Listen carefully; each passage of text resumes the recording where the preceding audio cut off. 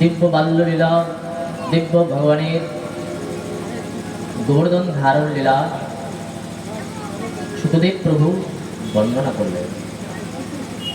গোবর্ধন, ভগবান গোবর্ধন করেছেন।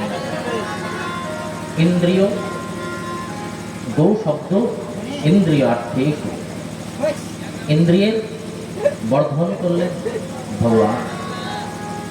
গোবর্ধনধারী হয়েছেন।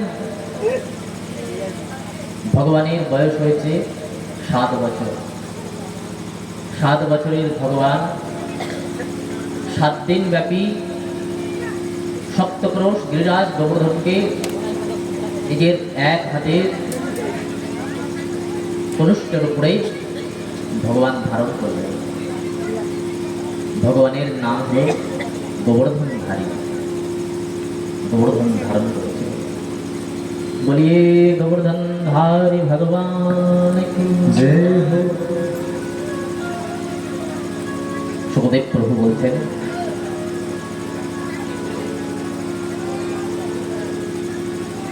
গোবর্ধনে ধৃতে শৈলে আশারাজ রক্ষতে ব্রজে, গোলোকাধ ব্রজত কৃষ্ণ সুরভি চক্রবচ। গোবর্ধনে ধৃতি শৈলে আশারাজ রক্ষতে ব্রজে। ভগবান সেই গোবর্ধন ধারণ করে ব্রজবাসীদেরকে ভগবান রক্ষা করলেন। ব্রজবাসীদেরকে তো ভগবান রক্ষা করলেন, কিন্তু ইন্দ্রে অনেক দুঃখ হলো যে আমি এই রকম করে প্রভুর পরীক্ষা নেওয়ার জন্য ঘনঘোর পরিশ্রম করলাম। নিজের ভুলটা বুঝতে পারলেন ইন্দ্রদেব। তাই জন্য বলছেন, গোলকে কা দয় ব্রজাত কৃষ্ণ সুরভি চক্র এই বচা। ইন্দ্রদেব কি করলেন? সেই স্বর্গের থেকে গোমাতা সুরভিকে নিয়ে ভগবানের সঙ্গে, ভগবানের কাছে ক্ষমা প্রার্থনা করার জন্য গেছেন। বিবিক্ত উপসঙ্গম্য বৃতং কৃতহালেন স্পর্শ পাদয়োরেণ কিরীটেন অর্কো বসুষা, কিরীটেন অর্কো বসুষা। দেবরাজ ইন্দ্র দিব্য সেই ভগবানের ধামে গিয়ে ভগবানের কাছে প্রার্থনা করছেন, হে প্রভু, আমার ভুল হয়ে গেছে। দেবরাজ ইন্দ্র তার মাথার মুকুটের কিরীটের অগ্রভাগ দিয়ে ভগবান শ্রী শ্যামসুন্দরের চরণে স্পর্শ করলেন, চরণ বন্দনা করলেন, প্রভু আপনি আমাকে ক্ষমা করুন। কিন্তু এই কথা বলার আগে ইন্দ্রদেব সেই সুরভিকে নিয়ে গেছেন। কেন? গোমাতা ভগবানের অত্যন্ত প্রিয়।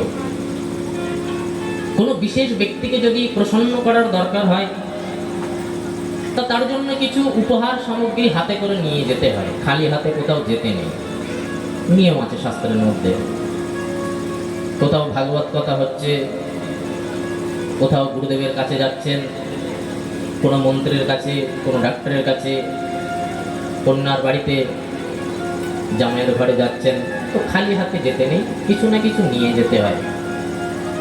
তো সেই ভগবানের মতো সেই আদি পুরুষের দর্শন করার জন্য গেছেন, ক্ষমা প্রার্থনা করার জন্য। কিন্তু শুধু শুধু কি ক্ষমা চাইলে কি আর ক্ষমা হয়? তার জন্য কিছু ঘুষেরও দরকার হয়। তো ভগবানকে প্রসন্ন করার জন্য, ঘুষ দেওয়ার জন্য নিয়ে গেছেন স্বর্গের থেকে সুরভি গোমাতাকে। কেন? গোমাতা ভগবানের অত্যন্ত প্রিয়। তাই জন্য সুরভিকে আগে দিয়েছেন ভগবানের সামনের দিকে গিয়ে। ভগবান যখনই না সুরভিকে দেখলেন, ভগবানের মনটা খুব সুন্দর হয়ে গেল, শান্ত হয়ে গেল। সুরভিকে দেখেই ভগবান মনের একটা শান্তি এসেছিল। যেই না ভগবানের দেখলেন ইন্দ্রদেব যে ভগবান এবার খুব খুশি হয়েছেন সুরভিকে দেখে, এই সুযোগে গিয়ে ক্ষমাটা প্রার্থনা করলেন যে প্রভু আপনি আমাকে ক্ষমা করুন। ইন্দ্র দিব্য ভগবানের স্তুতি করলেন, বিশুদ্ধ সত্যং তব ধাম শান্তং তপময়ং ভবস্তমস্করং। এত সুন্দরভাবে ইন্দ্র ভগবান স্তুতি করছেন। ইন্দ্রদেব বলছেন বিশুদ্ধ সত্যম তব ধাম শান্তং, হে প্রভু তুমি তো শুদ্ধ, তুমি তো বিশুদ্ধ, তুমি তো সর্বব্যাপক, তুমি তো সবার অন্তর্যামী। তপময়ং, এই জীবের এমন কোনো ক্ষমতা নেই, এমন কোনো তপ নেই, এমন কোনো জপ নেই যে জীব তোমার এই মায়াকে বুঝতে পারে। মায়াময়ং গুণ সম্প্রাবাহ ন বিদ্যতে দেহ গ্রহণ অনুবন্ধনম। হে প্রভু তুমি কারোর বন্ধনে আসো না, সবাই তোমার বন্ধনে।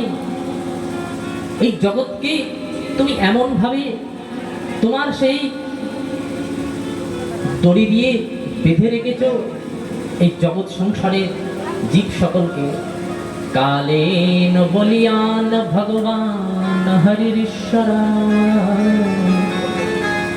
কালেন বলিয়ান বলবান ভগবান হরিশ্বরা।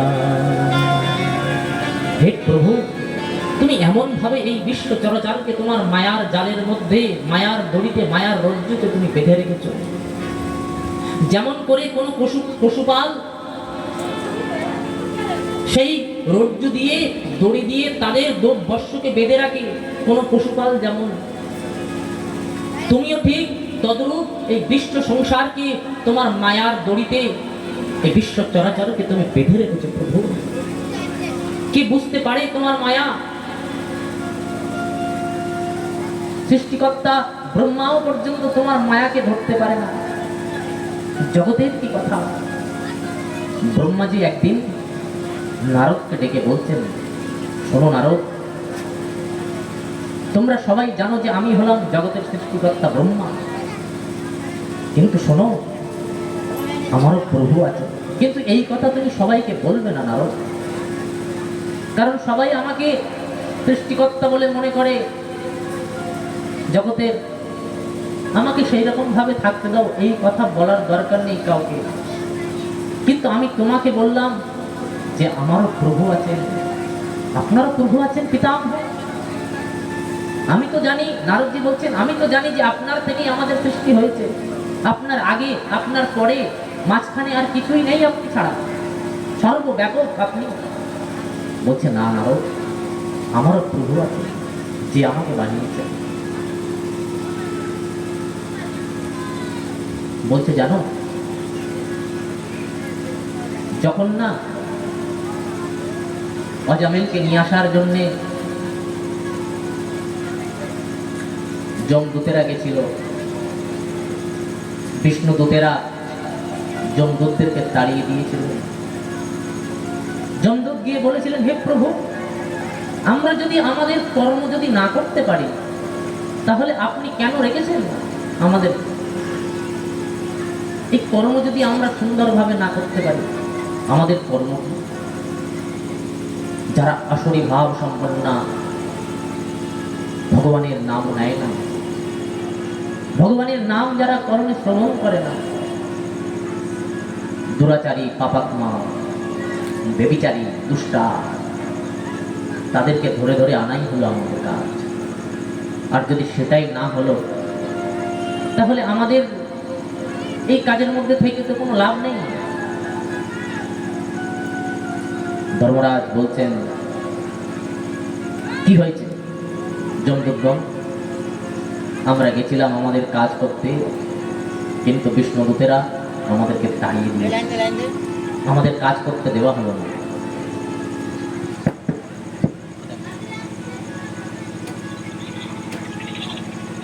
জয়দাধি যমরাজ বলছেন, ধর্মরাজ দেখো,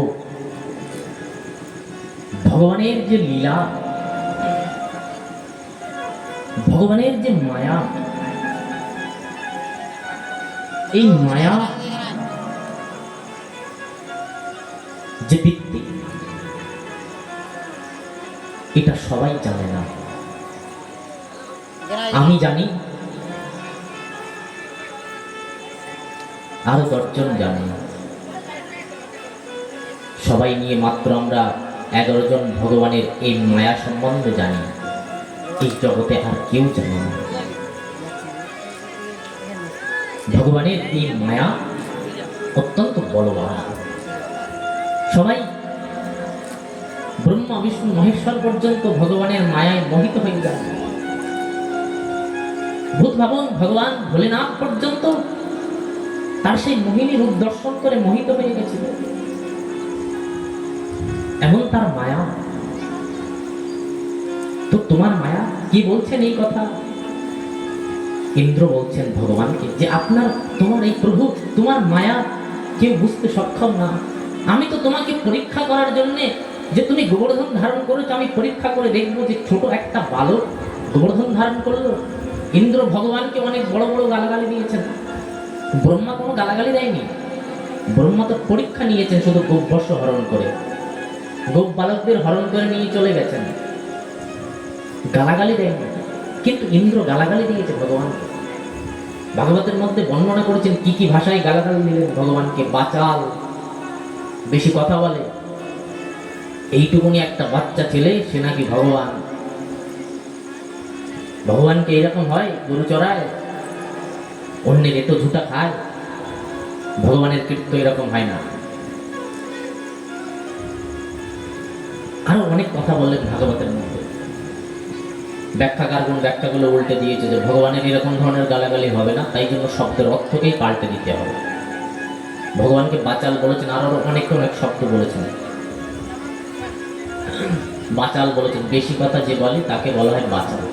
তো বলছে ভগবানকে বাচাল বললো, ব্যাখ্যাকারগণ ব্যাখ্যা ভালো লাগলো না, তাই জন্য ব্যাখ্যাটা একটু পাল্টে দিয়েছেন। বলছে হ্যাঁ, ভগবান বাচাল, কারণ ওনার উপরে আর কেউ বলতে পারে না। অনন্ত অনন্ত মুখে ওনার নাম গুণগান করে শেষ করতে পারবে না। তা উনি বাচাল, তো বাচাল হয়ে থাকতে পারে, তাতে কি অসুবিধা? পৃথিবীর মধ্যে বাচাল যদি কেউ থাকে তাহলে উনি থাক, কারণ ওনার সমকক্ষ আর কেউ তো হতে পারবে না বলে। কুরুক্ষেত্রের যুদ্ধের মধ্যে, যুদ্ধের পরে সভা হয়ে গেছেন, যুদ্ধ, রাজ সিংহাসনে ধর্মরাজ যুধিষ্ঠির আসীন হয়েছেন। তো সবাই একদিন সবার মধ্যে বসে নিজেদের মধ্যে কথা বলা বলি করছেন যে এত বড় যুদ্ধ হলো, মহাভারত হলো, কিন্তু এই যুদ্ধে সব থেকে বড় ধনুধর কে বলে মনে হয়? তো এই যুদ্ধের মধ্যে একজন ছিলেন যার নাম হলো শতানিক।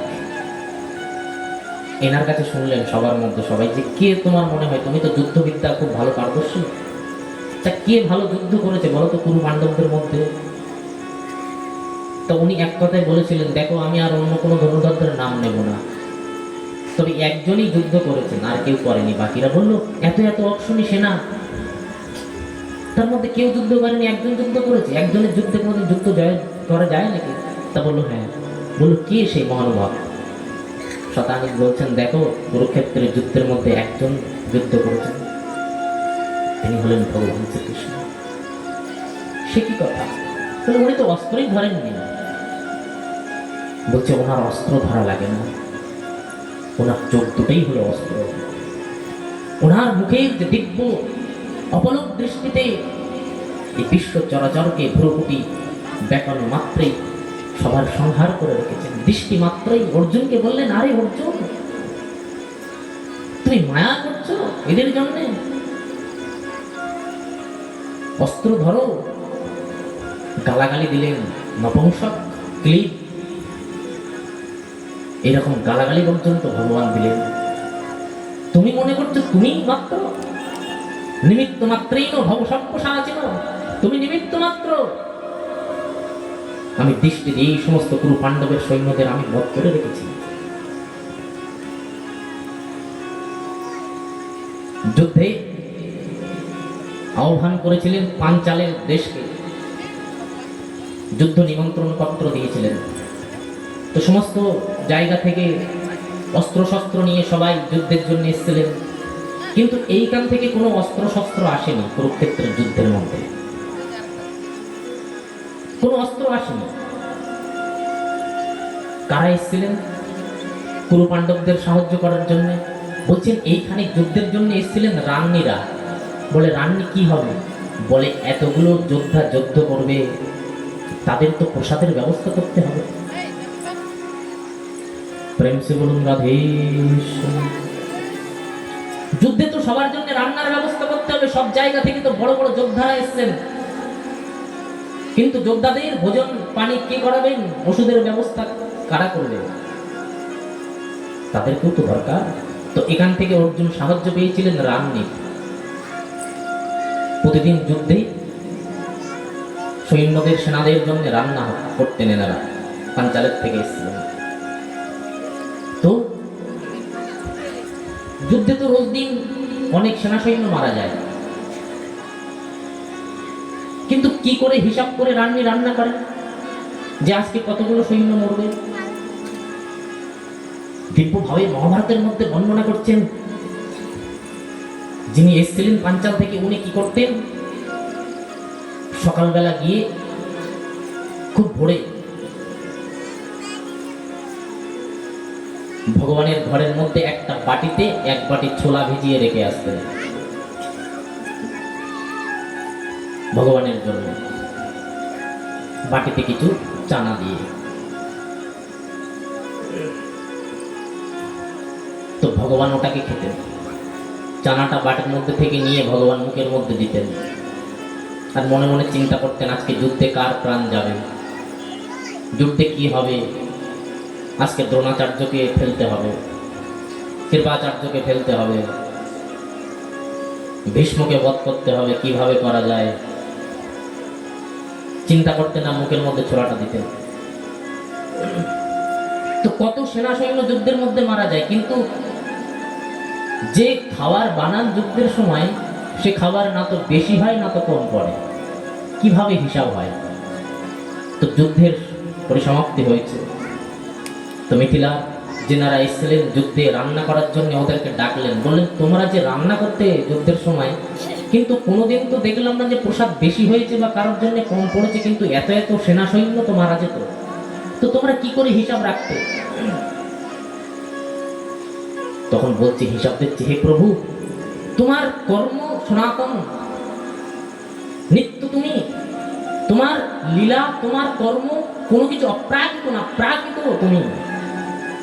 তোমার ভাবনা, তোমার চিন্তা, তোমার আকার ইঙ্গিত, তোমার ভাষণ দর্শন, অবস্থান অবলোকন, উড্ডয়ন উত্থাপন, সবকিছু দেখবো। তুমি যে মুখের মধ্যে ছোলাগুলো দিতে, তো বোঝা যেত যে কতগুলো ছোলা তুমি মুখের মধ্যে দিয়ে দিয়েছো। আমি গুনে গুনে রাখতাম ওর মধ্যে, বাটির মধ্যে, বুঝতে পারতাম যে এগুলো তোমার মধ্যে সহা হয়ে গেছে, এগুলো আর ফিরবে না। বাকি যে কটা তোমার বাটির মধ্যে পড়ে থাকতো, বুঝতাম এ কজনই বেঁচে আছে। বললো, বাহ, তোমার মতো রান্নি তো আমি তো এরকম ভাবে বিচার করিনি, আমি তো ভাবিনি। তুমি তো বেশ ভালো রান্নি, যে আমার মনের খবর বলতে পারো যে যুদ্ধে কতজন মরবে, কতজন বেঁচে থাকবে। তো ভগবানের লীলা কর্ম দিব্য। এখানে বুদ্ধি দিয়ে যদি বিচার করা হয়, বুদ্ধিতে ভগবানের লীলা কর্মকে বিচার করা যাবে না, কারণ আমাদের এই বুদ্ধি জড় বুদ্ধি, জড় বুদ্ধিতে ভগবানের লীলা বিচার করা যায় না। কিভাবে করবো মহারাজ? বলছে তোমার বুদ্ধিটাকে শুদ্ধ করো। যতদিন না পর্যন্ত তোমার বুদ্ধির শুদ্ধতা আসবে, ততদিন এই বুদ্ধিতে ভগবানের নাম হবে না। কেন? এটা মাইক বুদ্ধি, তো এটা জড় বুদ্ধি। কি করে ভগবানের নাম হবে? আমাদের এই মনে ভগবানের স্মরণ হবে না। বলছে কেন? বলছে মনের মধ্যে তো অনেক নোংরা আছে, তাই জন্য ভগবানকে এই এই জায়গায় বসানো যাবে না। মনটা তো একটা নোংরায় ভরে গেছে আমাদের। এই নোংরা জায়গায় কিভাবে ভগবানের আসন করে দেবো? কিভাবে বসবে তুমি প্রভু আমার হৃদয়ে? হৃদয় আসনে তুমি কিভাবে বসবে প্রভু? হৃদয়টা তো নোংরা হয়ে যাচ্ছে। তাই জন্য মহাপ্রভু বলেছিলেন, চেত দর্পণ মার্জন ভব মহাদাবাগ্নি নির্বাপন শ্রেয় কৈরব চন্দ্রিকাভিতরণম বিদ্যা বধূ জীবনম আনন্দম বোধিবর্ধনম প্রতিপদম পুণ্যামৃতাস্বাদনম। প্রতি পদে পদে ভিতরটা যখন নির্মল হবে, স্বচ্ছ হবে, পরিষ্কার হবে, তখন প্রতি পদে পদে ভগবানের লীলা কথা তোমার ভিতরে সতত স্ফুরণ হবে, দিব্য অনুভূতি জাগবে। অনুভবের রাজ্য, এখানে ভাষার রাজ্য না। ভাষা যেখানে শেষ হয়ে গেছে, শব্দের যেখানে বিরাম, সেখান থেকে প্রেমের শুরু। সেখান থেকে প্রেমের শুরু হয়েছে যেখানে শব্দ নেই। ভালোবাসা যেখানে গভীর হয়, শব্দ সেখানে ছোট হয়ে যায়। শব্দ দিয়ে ভালোবাসা বর্ণনা করা যায় না। ভালোবাসা অনুভবের বিষয়, অনুভব করতে হয় নিজের ভিতরে। কিন্তু জগতের ভালোবাসা অনুভবে আসবে না। জগতের ভালোবাসা অনুভবে আসবে না। এটাকে বুদ্ধি দিয়ে বিচার করতে হবে। হ্যাঁ, শাস্ত্রেই বলছে, এ কারোর মুখের কথা না, হাওয়ায় গল্প করার মতো না। বলছি কেন? বলছি জগতের ভালোবাসা তুমি যদি মন দিয়ে বিচার করতে যাও না, ঠকে যাবে। জগতের ভালোবাসাকে মাপতে হয় বুদ্ধি দিয়ে। বুদ্ধি ভগবান দিয়েছেন। এক ব্রজবাসী ছিলেন। তো ব্রজবাসী সবাই বৃন্দাবনে দেখেছেন, দর্শন করবেন, ব্রজবাসীরা কিরকম ভাবে থাকে। গোয়ালা, দুধ বিক্রি করেন, ছেঁড়া ফাটা অবস্থা। তো একজন বলেছেন, তুমি সবসময় গোয়ালা দুধ বিক্রি আদি করো, তোমার টাকা পয়সার তো বিশেষ কমই নেই,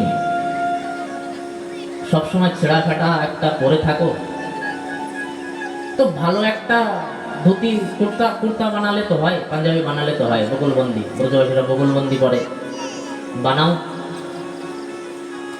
একটু ভালোভাবে সেজে গুজে চলো, দুনিয়ায় কি আছে, টাকা পয়সা নিয়ে কি করবে, একটু সেজে গুজে চলো।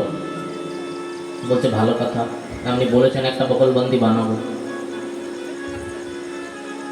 তো উনি দোকানে গেছেন, কাপড়ের দোকানে, বগলবন্দি বানাবে বলে। তো যে দোকানে যিনি ছিলেন উনি কি করেছেন, একটা লম্বা লাঠি বের করেছেন। দেখেছেন কাপড়ের দোকানে আমাদের সব মেপে দেয়, একটা এরকম থাকে লাঠি, লাঠির গায়ে ধরে আর মেপে মেপে দেয়। তো উনি 2-3 লাঠি যতটা দরকার ততটা মেপে দিয়েছেন লাঠি দিয়ে। তো বলছে তোমার একটা কুর্তার জন্য এতটা দরকার, এই যে কেটে দিয়েছে কাছে দিয়ে। বলে এইটুকুনি কাপড় কত দাম? বলছে 250 টাকা। বলছে এইটুকুনি লাঠি দিয়ে দুবার মেপে দিলে এর দাম 250 টাকা? আমি তো মানবো না। বলছে তুমি না মানলেও কিছু করার নেই, এত টাকা ফুট, এত টাকা মিটার, তোমার এই 250 টাকা হয়েছে, তুমি নিলে নাও। বলছে আমি নেব, কিন্তু একটা কথা আছে, আমি সারা জীবন এই ঘটিতে দুধ বিক্রি করে গেলাম 40 টাকা লিটার, আর তুমি এইটুকুনি কাপড় মেপে দিয়ে আমাকে বলছো 250 টাকা? কি করে হয়? তুমি আমার ঘটিতে মেপে দাও। বলছে দেখো এটা কাপড়, এটা সলিড, এটা এটা এটা এটা লিকুইড না, ওটা লিটারে মাপে, এটা মিটারে মাপে, এটার মাপার আলাদা বিষয়, এটা লাঠিতে মাপতে হয়, ফুট মিটারে মাপতে হয়। তুমি দুধ বিক্রি করো, ওটা তোমার ঘটিতে মাপলে চলবে? বলে না, আমার দুধ বিক্রি করতে করতে 50 বছর হয়ে গেছে, ঘটিতেই আমি মেপে দিচ্ছি, তুমি এখন আমাকে লাঠি দিয়ে মেপে দিচ্ছ, ঘটির মধ্যে দিয়ে মেপে দাও। বলে এ কেমন লোক, তুমি জানো না সব জিনিসের মাপ আলাদা আলাদা বিষয় হয়। এই কাপড়ের মাপ তোমার এই দুধের মাপের সঙ্গে হবে না। বলছে কেন? বলছে তোমার এই মনের বিষয় বুদ্ধিতে আসবে না, বুদ্ধির বিষয় মনে নিয়ে গেলে হবে না। ভগবান আত্মস্থ, ভগবান স্বয়ং, ভগবান আত্মস্বরূপ, ওনাকে বুদ্ধি দিয়ে কি করে বিচার করবেন আপনি? বুদ্ধি দিয়ে বিচার করা যাবে না। বলছে বুদ্ধি দিয়ে কি বিচার করবো? বলছে সংসার কি? সংসারে যদি বুদ্ধি না লাগানো হয় না, তাহলে মনটা আর মনের মতো থাকবে না, নোংরা হয়ে যাবে। তাই জন্য সংসারে চলতে হয় বুদ্ধি দিয়ে, ভগবানকে ডাকতে হয় মন দিয়ে, ভগবানের লীলা কথা শ্রবণ করব মন দিয়ে। বলতে শুনতে শুনতেই তবে মন চিত্ত আমার একদিন পরিষ্কার হবে। হে প্রভু, শুদ্ধ মনে ছাড়া আপনাকে ধরা যায় না। বিদ্যা বধূ জীবনম, বলছে যেদিন এই মনটা শুদ্ধ হয়ে যাবে না, সেদিন কি মনে হবে জানো? মনে হবে শূন্যতাম জগৎ সর্ব গোবিন্দ বিহার। শূন্য ইতাম জগৎ সর্ব, এই জগতে আর কিছু নেই, সব শূন্য, সব মিথ্যা,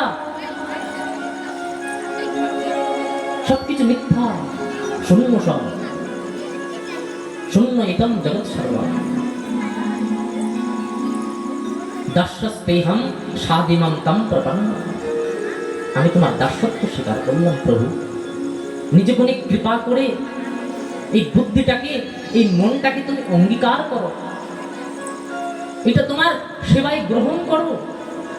মনটা গোবিন্দ সেবায় ভগবান গ্রহণ করে। নিবেদন করতে হয় ভগবানকে কি? ফুলপত্র, প্রসাদ, বস্তু না, বলছে মনটাকে। বলছে দুনিয়ায় তুমি যতই চালাকি মুখটা নিয়ে ঘুরে বেড়াও, তোমার অপরাধ নেই। দুনিয়ায় খুব চালাক হয়ে ঘুরতে হবে। এখন এই সংসার একটু অন্যরকম হয়ে গেছে, এর গতি, এর প্রবাহ একটু অন্যদিকে গড়াচ্ছে। তাই জন্য এখানে বুদ্ধি দিয়ে চলতে হবে, খুব সজাগ হয়ে। কেউ যেন দেখলে বুঝতে না পারে আপনার ভেতরে যে যে দুর্বল জায়গাটা আছে, সেটাকে বুঝতে পারলে কিন্তু রাস্তাঘাটে সবাই আপনাকে ঠকিয়ে দেবে। সাবধান, সবার জন্য, নিজের জন্যও তাই। সব সময় প্রতি পদে পদে বিপদ, খুব সাবধানের সঙ্গে পা বাড়াতে হবে। দুনিয়ায় বিচার করে, ভগবানের কাছে বিচার করলে হবে না, একদম ঝাঁপিয়ে পড়তে হবে, চোখ কান বন্ধ করে। ওখানে বিচার করার দরকার নেই। পাঠ শুনতে যাবো, কথা শুনতে যাবো, ভাগবত সেবা করবো, বৈষ্ণব সেবা দেবো, বিচার করার দরকার নেই। মুহূর্তের মধ্যে ঝাঁপিয়ে পড়ুন। সংসারে কোথাও যেতে গেলে 1000 বার ভাবুন, কারোর সঙ্গে চলতে গেলে 1000 বার ভাবুন। আসনাত সহভোজনাত স্পর্শাত জানামি সংক্রমতি পাপম। চলতে গেলে, উঠতে গেলে, বসতে গেলে দুনিয়া আমাকে ঠকাবে, পাপ ভেতরে আসবে, কোনো না কোনো ভাবে ঠকে যেতে পারে। তাই জন্য সাবধান হয়ে চলতে হবে। ইন্দ্রদেব বলছেন, ভগবান আমি ঠকে গেছি, আমার বুদ্ধি দিয়ে আমি তোমাকে বিচার করতে গেছিলাম প্রভু, আমার বুদ্ধি দিয়ে তোমাকে বিচার করছিলাম যে তুমি তো সাধারণ, কিন্তু তুমি সাধারণ কেউ না প্রভু। কুতনো তদেতব ঈশো তৎকৃতা লোভাদ্বয় যেহ বুধলিঙ্গ ভাবা তথাপি দণ্ডং ভগবান বিভর্তি ধর্মস্য গুপ্তে ফলনিগ্রহায়। ধর্মস্য গুপ্তে ফলনিগ্রহায়। ধর্মস্য গুপ্তে ফলনিগ্রহায়। তথাপি দণ্ডং ভগবান বিভর্তি। হে প্রভু, তুমি যদি চাইতে তো আমাকে দণ্ড দিতে পারতে, কিন্তু তুমি তা না দিয়ে আমাকে ক্ষমা করে দিলে প্রভু। ক্ষমা করাই হলো তোমার কর্তব্য। তুমি তোমার ভক্তের দোষ দৃষ্টি তুমি করো না, দেখো না দোষ ভক্তের, তুমি তাকে ক্ষমা করে দাও প্রভু। তাই জন্যে ইন্দ্র আজকে ক্ষমা পেয়ে গেছে। এমন ভাবে দিব্য ভাবে ভগবানের স্তুতি করেছেন। পিতা গুরুস্তব জগতামধীশ दुरात्तया कालो उपात्तदण्ड पिता गुरुस्तम जगतामधीशः পিতা যেমন পুত্রকে পালন করে, তাকে শাসনও করে, তাকে দণ্ডও দেয়, আবার পালন করে। তো এইভাবে তুমিও সেই জগতের, তুমি এই জগতের এইভাবে পালন করছো। তোমার মতো কৃপাবান আর কেউ নেই। দিব্য ভগবানের ইন্দ্রদেব দিব্য स्तुति করলেন। प्रेम से बोलूं राधे श्याम। वृंदावन में श्री चरणन में हमको रहना है। वृंदावन में श्री चरणन में हमको रहना है।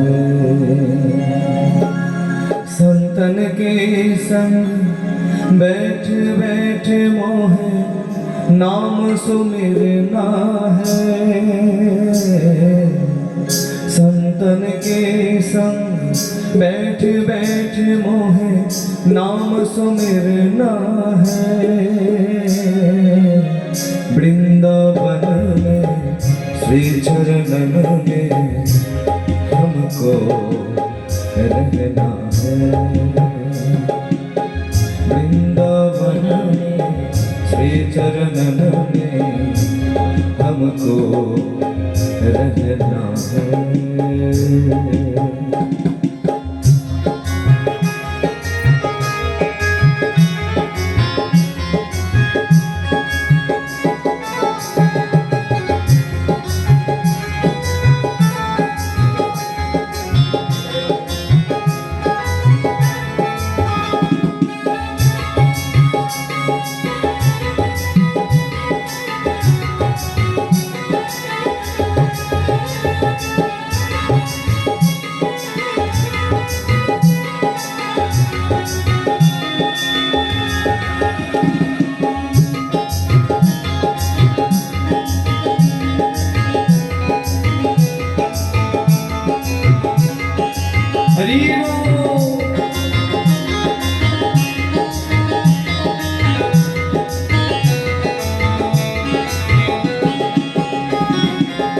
तुलसी कंठी चंदन ब्रज रज, तुलसी कंठी चंदन ब्रज, अब यही हमारा गहना है।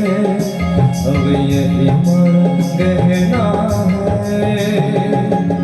राधा नाम की अविरल धारा, राधा नाम की अविरल धारा, श्री राधा नाम की अविरल धारा।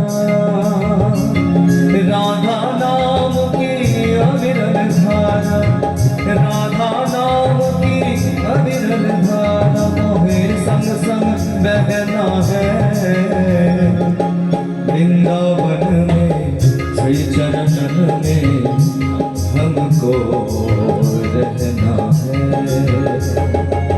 वृंदावन में श्री चरणन में हमको रहना है। वृंदावन बिहारी लाल की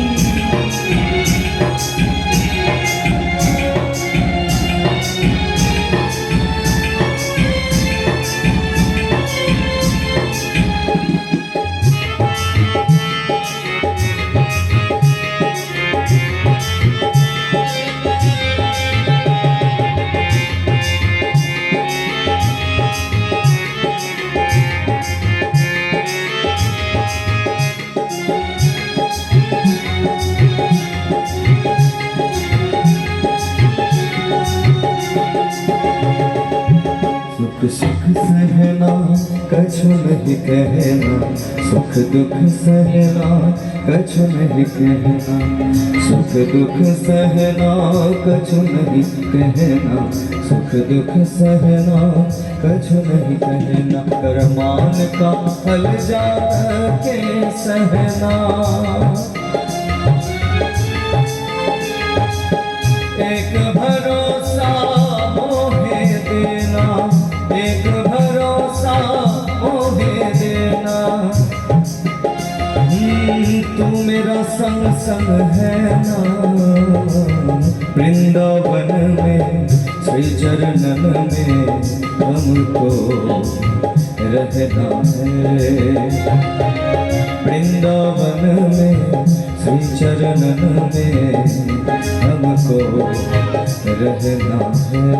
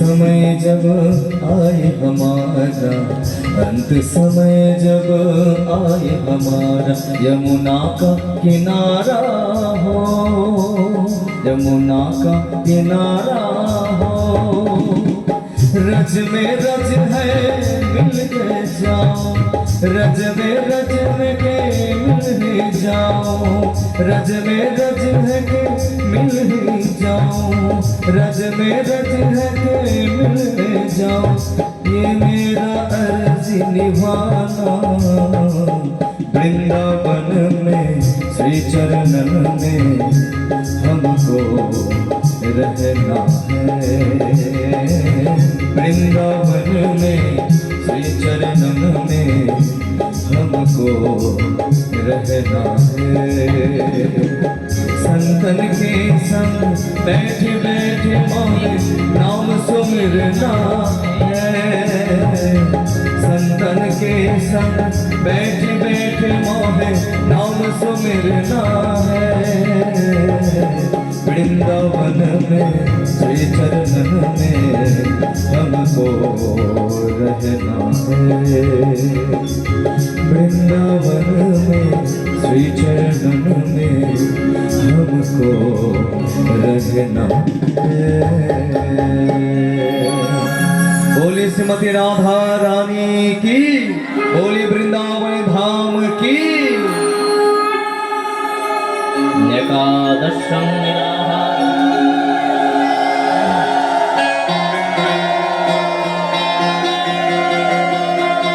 एकादशं निराहार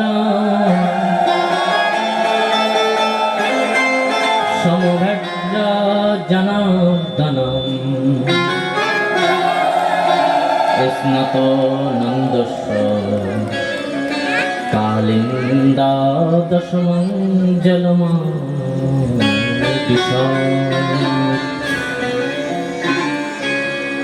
ইন্দ্র দিব্য ভগবানের স্তুতি করে পুনর্বার স্বর্গে চলে গেলেন। এদিকে কি হচ্ছে, নন্দ বাবা একাদশীর দিন নির্জলা ব্রত থেকে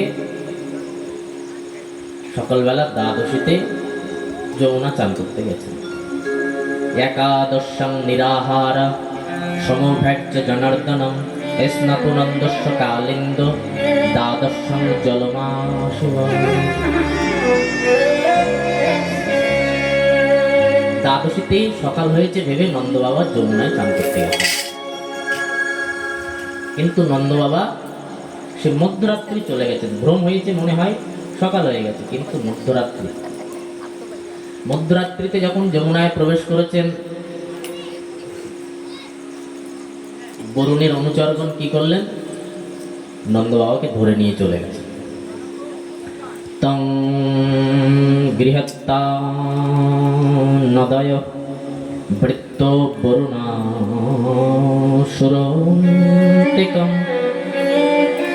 অবিজ্ঞায়া সুরিং বেলাং প্রবিষ্ট উদকং নিশি।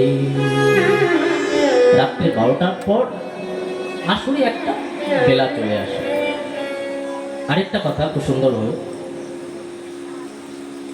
এই রাত্রি যে 12টার পর আমাদের দিন শুরু হয়, আমরা দিনের হিসাব করি, এটা আমাদের সভ্যতার মধ্যে না, এটা আমাদের কোনো সনাতন সভ্যতার মধ্যে পড়ে না। আমাদের কোনো বেদ শাস্ত্রে উপনিষদে কোথাও এর কথা নেই বর্ণনা করা, যে রাত্রি 12টার পরে নিউ ইয়ারের সময় নতুন বছর শুরু হচ্ছে। কখন? রাত্রি 12টার সময় বোম ফাটাচ্ছে। কি লাভ হচ্ছে বোম ফাটা? বছর তো চলে গেল, জীবনে কি করলাম? কোন সাধুগুরু বৈষ্ণবের সেবা করেছি? ধর্মের জন্য, রাষ্ট্রের জন্য কিছু করেছি?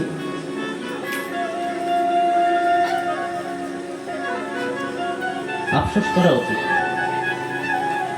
যে নিজের জীবন থেকে একটা বছর চলে গেল। বাজি ফাটানোর বিষয় না, কতটা কর্ম আমি করে রেখেছি পরমার্থের জন্যে, পরমারের জন্যে, সেটা ভেবে আফসোস করা উচিত যে জীবন থেকে একটা বছর চলে গেল, জীবনটা হয়তো কোনো সৎকর্মে লাগাতে পারলাম না।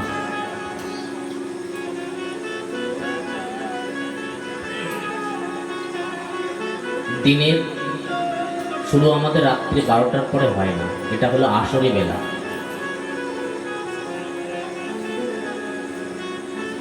এটা আসরি বেলা, রাত্রি 12টার পরে। তো এই আসরি বেলায় নন্দ বাবা চান করতে গেছিলেন রাত্রিতে। 12টার পরে খাওয়া, চান করা,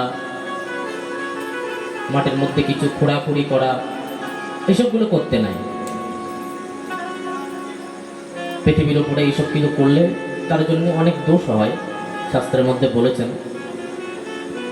তাই জন্য এইসবগুলো থেকে বিরত থাকা উচিত। কিন্তু আবার অনেকে বলেন, আরে কালকে একাদশী, 12টা বাজার আগে প্রসাদ পেয়ে নেওয়া উচিত। আমাদের একাদশীও ওই রকম হিসাবে হয় না। হরিভক্তি বিলাসে দেখবেন রাত্রি 12টার পরে আপনার একাদশী লাগছে, ওই একাদশী আমাদের গণনা হবে না। আমাদের সময় হয় কখন? 3:01 বেজে যদি একাদশী পেয়েছে, তাহলে তো সেদিন একাদশীতে ব্রত হবে। মনে করুন 3:01 একাদশী পেয়েছে, তার মধ্যে যদি বিদ্যা, পরবিদ্যা কি পূর্ববিদ্যা, সেটাকে ত্যাগ করতে হবে। আমাদের দিন শুরু হয় ব্রহ্ম মুহূর্তে, 3টের পর। এই 12টা পরে আমাদের দিন শুরু হয় না, হিসাব করি না। কোনোদিন কোনো কাজে যদি ভাগবত কথা দিতে বা কোথাও শ্রবণ করতে গিয়ে যদি রাত্রি বেশি হয়ে যায়, সেদিন তারপর দিন ব্রত আছে, 12টা বেজে যাচ্ছে, তার জন্য তাড়াহুড়ো করার দরকার নেই। 2-3টে পর্যন্ত আপনার হাতে সময় আছে।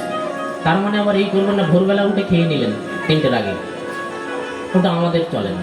ভোরবেলা উঠে খেয়ে আবার সারাদিনও তো সবাই থাকতে পারে। ওরকম সারা বছর ব্রত করে অনেকে আছে, ভোরবেলা একটুখানি জল দেওয়া অন্ন পেয়ে গিয়ে সারাদিন কাজ করে, এরকম অনেকে আছে। ও সারা বছর ব্রত করেন ওনারা, ওরকম ব্রত। কথা সেটা না, যদি আমার হাতে সময় না থাকে বা কোনো কাজে আমি ব্যস্ত আছি, তখন 12টা বেজে গেছে, প্রসাদ পেতে পারেনি, কিন্তু তাই বলে রোজ দিন এইরকম করে 12টার পরে প্রসাদ আদি চান করা রাত্রিতে। বিশেষ করে রাত্রের কথা বলেন, নন্দ বাবা গেছেন যমুনা চান করতে 12টার সময়। সে সময় কি? অবিজ্ঞায়া শরীর বেলাং প্রবিষ্ট উদকং নিশি। উনি কি করেছেন? সে রাত্রি 12টার সময় জলের মধ্যে প্রবেশ করেছেন। তাই জন্য ওনাকে বরুণের অনুচরগণ ধরে নিয়ে গেছেন। এবার চারিদিকে তো খোঁজাখুঁজি পড়ে গেছে। নন্দ বাবা পালন করবে বলে যমুনায় গেছিল চান করতে, কিন্তু নন্দ বাবা তো আর ফেরেনি। সবার চিন্তা হয়ে গেল, ব্রজবাসীরা কি হবে, হায় হায় করতে লাগলো, আরে গোপাল দেখ কি হবে। বাবাকে নিয়ে গেছে প্রাপ্তং বিক্ষ ঋষিকেশ লোকপাল সর্বপর্যায়া মহত্তা পূজয়িতায়া তদর্শ মহতস্ব। হে ভগবান, হে গোপাল, কোথায় গেল নন্দ বাবা? চারিদিকে খোঁজ করলেন, ভগবান বুঝতে দেরি হলো না যে এই বরুণের অনুচরগণ এই ব্যাপার হয়েছে। বাবা গেছিলেন তো ভগবান কি করলেন, তখন যমুনায় ঝাঁপ দিয়ে পড়েছেন। অদ্যমে নির্ভীত দেহ অর্বগ গীতম প্রভু তৎপাদ ভোজ ভগবান বপু পরম মাধবন। ভগবান যখনই যমুনার জলের মধ্যে ঝাঁপ দিয়েছেন, গিয়ে বরুণদেবকে দেখতে পেলেন। বরুণদেব যখনই না ভগবানকে দেখেছেন, দিব্য হাত করজোড়ে স্তুতি করছেন, নমস্তভ্যং ভগবতে ব্রহ্মণে পরমাত্মনে নো যত্র শয়তে মায়ালোক সৃষ্টি বিকল্পনা।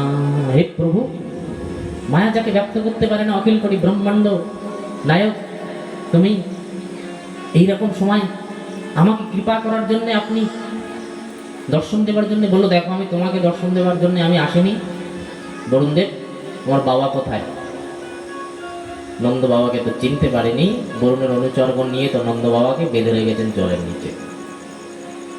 গিয়ে ভগবান কি বললেন, পিতা কোথায়? বললো, এই তো, আমি তো বুঝতে পারিনি বলে দিব্যভাবে বরুণদেব দিব্য ভগবানের স্তুতি করলেন। নন্দ বাবাকে স্বাগত সৎকারের সঙ্গে নন্দ বাবাকে ফিরিয়ে দিয়েছেন। ভগবান যখনই না নন্দ বাবাকে নিয়ে এসছেন উপরে, সবাই তো বললো, গোপাল তুই কি করে পারলি? বাবাকে নিয়ে আসতে যমুনায় তো ঝাঁপ দিয়েছিল, কিভাবে বেঁচে ফিরল? কিন্তু ভগবানের যে বিমুগ্জন মোহিনী মায়া, সৃজন মোহিনী মায়া, ভগবান মায়া দিয়ে সবাইকে ভুলিয়ে রেখেছেন, মোহিত করে রেখেছেন ব্রজবাসীদেরকে। দিব্য দিব্য লীলা করছেন। কেউ জলের মধ্যে ঢুকলে বাঁচে নাকি? লীলা করে দেখাচ্ছেন, বাবাকে জীবিত ফিরিয়ে নিয়ে এসছেন ভগবান। এ তো কর্তম অকর্তম উন্নত কর্তম সমার্থ, সব কিছু পারেন। নন্দ বাবাকে ফিরিয়ে নিয়ে এসছেন। নন্দ বাবা গিয়ে ব্রজবাসীদের সঙ্গে গল্প করছে, জানো তোমরা, গোপাল সেই জলের মধ্যে ঢুকে দেখলাম কার সঙ্গে কথা বলছে, আর আমাকে এরকম ভাবে বেঁধে রেখেছিল, আমাকে তো ছাড়িয়ে নিয়ে এলো, আর গোপালকে সেখানে কত পূজা সৎকার করলো, এরকম এরকম। আরে গোপাল, তাহলে কি তুই সত্যি সত্যি ভগবান নাকি? তুই বল, আমাদেরকে সত্যি কথা বল, আমরা কাউকে বলবো না। তুই যদি ভগবান হোস তা তুই ভগবান হয়ে থাক, তাতে আমাদের তো ভালো, তবে তুই আমাদেরকে বল, তুই যদি ভগবান হোস। ভগবান বলছে, হ্যাঁ, আমিই হলাম পরব্রহ্ম, আমি সব কিছু করাই, আমি সব কিছু করতে পারি, আমি সর্বসমর্থ। বলছে, তাহলে তুই যদি সব কিছুতে সামর্থ্য হোস, তাহলে তো তুই কোথায় থাকিস? বলে, কেন? আমি কোথায় থাকি জানো না? বৈকুণ্ঠে থাকি। তা বললো, গোপাল, আমাদের একবার ইচ্ছা হয়েছে তোর বৈকুণ্ঠ লোক দর্শন করার জন্য। তুই কোথায় থাকিস, তোর ওই জায়গাটা একটু আমরা সবাই দেখবো। ব্রজবাসীরা সবাই একসাথে বললো, হ্যাঁ হ্যাঁ হ্যাঁ গোপাল, তোর বৈকুণ্ঠ লোকে তুই কিভাবে থাকিস একটু আমাদেরকে দেখাতো। ভগবান বলছে, সত্যিই কি তোমরা আমার বৈকুণ্ঠ লোক দেখবে? ভাগবতের মধ্যে বর্ণনা করছেন ব্রজবাসীদের বৈকুণ্ঠ লোক দর্শনে। বৈকুণ্ঠ লোক দেখবে? বলছে, হ্যাঁ। সবাই দেখবে তো? বলে, হ্যাঁ, আমরা সবাই দর্শন করবো তোর বৈকুণ্ঠ লোক। বলে, কিন্তু গোপাল, একটা সত্য আছে, তুই কিন্তু আমাদের ওখানে নিয়ে ছেড়ে দিস না, আমাদের সঙ্গে করে রাখিস, তা না হলে আমরা কোথায় হারিয়ে যাব আর আসতে পারবো না। কিন্তু তুই কিভাবে নিয়ে যাবি বৈকুণ্ঠ লোক দর্শন করাতে?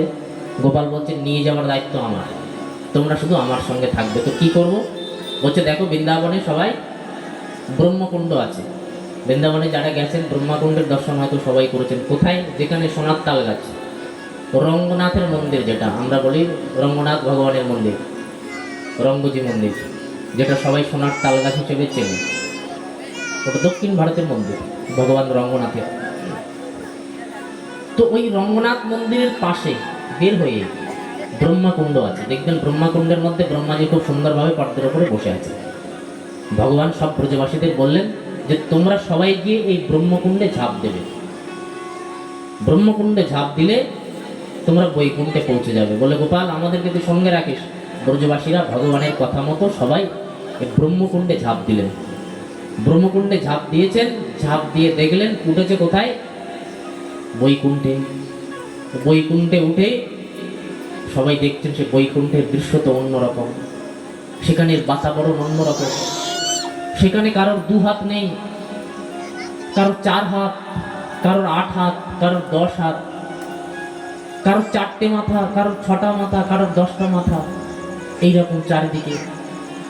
কেউ কারোর সঙ্গে কথা বলছে না, সবাই চুপচাপ ঘুরে বেড়াচ্ছেন, যার সে নিজের কাজে ব্যস্ত, কোনো কথা নেই,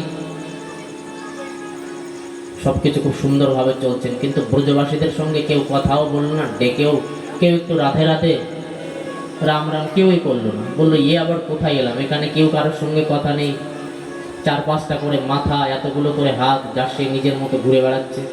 বললো কিন্তু আমাদের সে গোপাল তো সঙ্গে ছিল, কিন্তু সে কোথায় গেল? একটু এগিয়ে যেতেই দেখছেন গোপাল তো সেই অনন্ত নাগের ওপরে, অনন্ত শয্যায় গোপাল শুয়ে আছেন, লক্ষ্মী চরণ সেবা করছেন। আরে গোপাল, তুই বৃন্দাবনের মধ্যে কালীয় নাগের মাথার ওপরে নৃত্য করেছিলিস, আর এখানে 1000 কোণাযুক্ত বাসুকী নাগের অনন্ত শয্যায় তুই শুয়ে আছিস। ভিতরে যাবেন বলে একটু ঢুকতে যাবেন, আরে গোপাল এই তো আমরা সবাই, এই তো তুই ওখানে বলে ভিতরে ঢুকতে যাবেন, কিন্তু দ্বারপাল তো আটকে দিয়েছেন, মুখে কোনো কথা নেই, সামনে আটকে দিয়েছেন যে না এখানে ঢোকা যাবে না, প্রভু এখন শয়নে আছেন। বাবা গোপাল, তুই আমাদেরকে ডেকে এনে আমাদের সঙ্গে দেখাও করছিস না, ওখানে চুপচাপ শুয়ে শুয়ে পাটে পাচ্ছিস। বারে বাহ, আরে এর থেকে তো ব্রজবাসীরা ভালো, কমসে কম একজন আরেকজনের সঙ্গে দেখা হলে তাও রাধে রাধে করে, রাম রাম করে, আর তুই এখানে এসে আমাদেরকে ভুলেই গেছিস। এর থেকে আমরা বৃন্দাবনের মধ্যে ভালো ছিলাম, এই গোকুল ভালো না, এই বৈকুণ্ঠ লোক ভালো না, এর থেকে বৃন্দাবন গোবর্ধন অনেক ভালো, এখানে আমাদের থাকার দরকার নেই। কেউ কারোর সঙ্গে কথা বলছে না, সবাই চুপচাপ ঘুরে বেড়াচ্ছেন। ভগবান তো কিছুই বলছেন না, ব্রহ্মা বিষ্ণু মহেশ্বর আছে কি যেন বিড় বিড় করে বলছেন, হাত জোড় করে তপ করছেন সবাই। বলছি এসব আমাদের দিয়ে হবে না, আমরা চলে যাব। মনে মনে ভাবলেন যে না এখানে আমাদের শান্তি নেই, তো কোথায় যাব?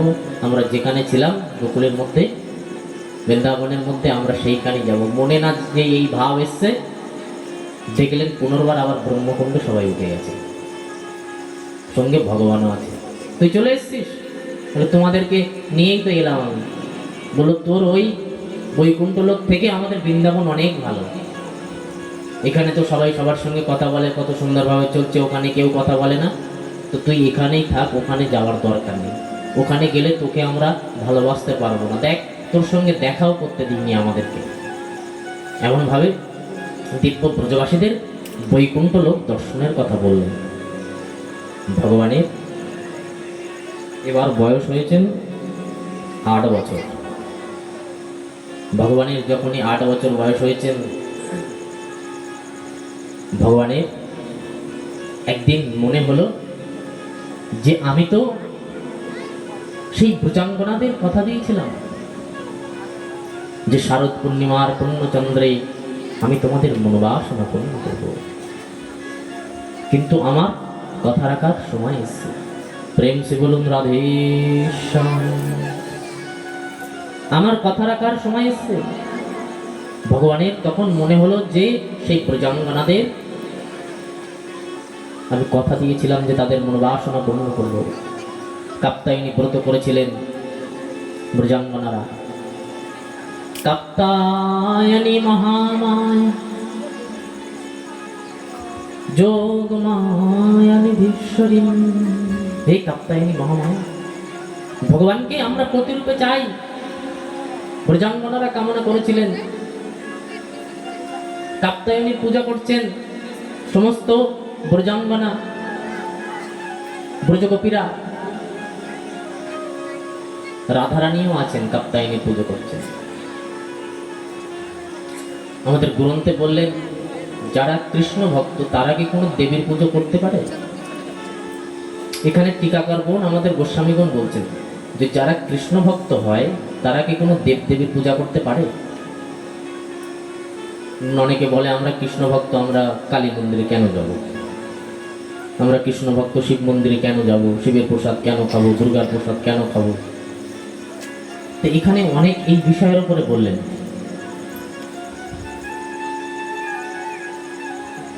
যে কেন কাপ্তায়নী তো দেবী মহামায়া, উনি রাধারানী স্বয়ং ওনার পুজো করছে। গর্গ সংহিতায় দেখবেন রাধারানী কাদের কাদের পূজা করছে, গর্গ সংহিতায় গর্গাচার্য রচনা করেছেন, গর্গ সংহিতায় খুব সুন্দরভাবে বর্ণনা আছে। আর রাধারানী তুলসী সেবা করছেন কিভাবে? এই যে তুলসী মহারানী বৃন্দা দেবী তুলসী সেবা কিভাবে করছেন? রাধারানী তুলসী সেবা করেছিলেন নারদজি মহারাজের উপদেশে। নারদজি মহারাজকে রাধারানী বলেছিলেন, নারদজি আপনি বলুন যে ভগবান শ্যামসুন্দর আমার বশে কিভাবে থাকবে, কিভাবে বসে রাখবো, কারণ ইনি তো এক জায়গায় স্থির থাকে না, তো কিভাবে বশ করবো? তা বললো, দেখো রাধারানী, তুমি তুলসী সেবা করো, তুমি যদি তুলসী সেবা করো তাহলে ভগবান তোমার বশে থাকবে সবসময়, তোমার সামনে আর কথা বলবে না, হাত জোর করেই থাকবে তোমার সামনে। তো রাধারানী কিভাবে তুলসী সেবা করেছিলেন গর্ভসংহিতায় দীর্ঘভাবে বর্ণনা করলেন। তো বললেন, রাধারানী এখানে কাত্যায়নীর পূজা করছেন, ভগবানের উপাসক হয়ে, যারা ভগবানের সেবা করেন তারা আবার অন্য দেবদেবীর কামনা পূজা করে নাকি? এমন আমাদের কোনো শাস্ত্রে এইরকম বর্ণনা নেই যে আপনি ভগবানের সেবা অর্চনা করলে কোনো দেবদেবীর পূজা অর্চনা করতে পারবেন না। সবারই পূজা অর্চনা করতে পারবেন, কারোর পূজা অর্চনা করতে